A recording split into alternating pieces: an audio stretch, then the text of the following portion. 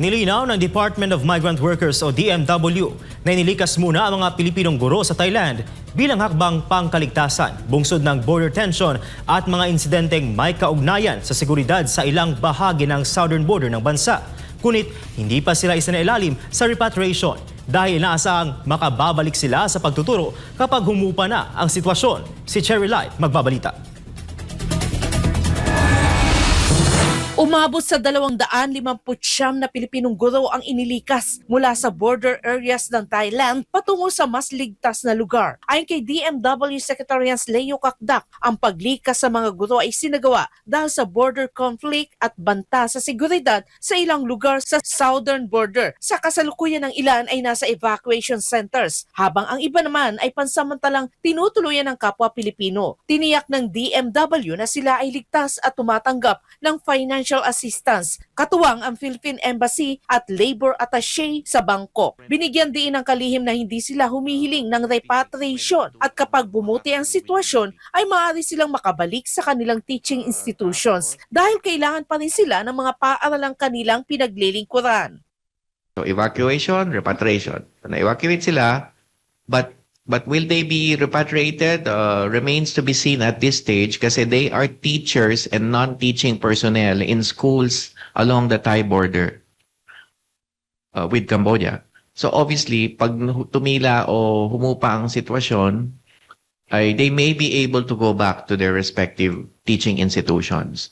Sa hiwalay na usapin, iniulat din na may 154 na Pilipino sa Thailand na naapektuhan ng pagbaha. Bagamat ligtas na sila at unti-unti nang nakababalik sa kani-kanilang lugar, nangangailangan pa rin sila ng tulong dahil nahinto ang trabaho at nasira ang ilang kagamitan. Patuloy ang tulong ng Philippine Embassy at Labor Attaché sa Bangkok. We're thankful once again to the Thai authorities. I mean, the situation obviously is under control by the Thai authorities. But having said that, we are also looking out, based on the directive of the President, to look out for the welfare and well-being of our OFWs. We're also looking out for the welfare of our OFWs there, na kung saan naantala ang kanilang trabaho o di kaya na-damage yung kanilang property.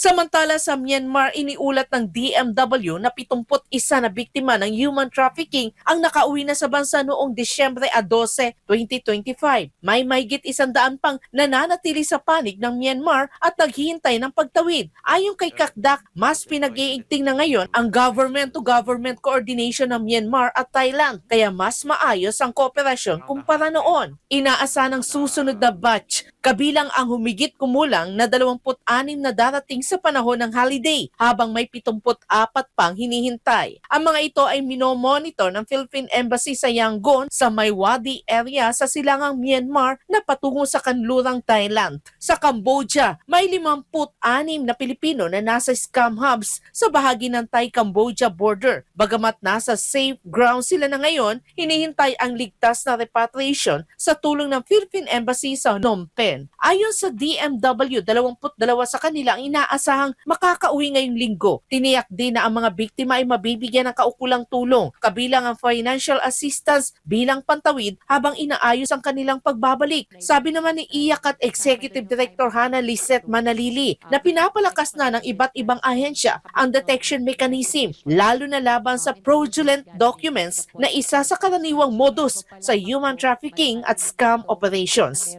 Hindi lamang improving yung access for our traveling Filipinos, but also improving the mechanisms for us to monitor kung legitimate. So lahat ito kino-consolidate natin sa enhanced immigration system, advanced passenger information system, para matukoy, no, pagdaan doon, lehitimo ba yung dokumentong sinumite. Para sa Diyos at sa Pilipinas kung mahal, Cherry Light, SMNA News.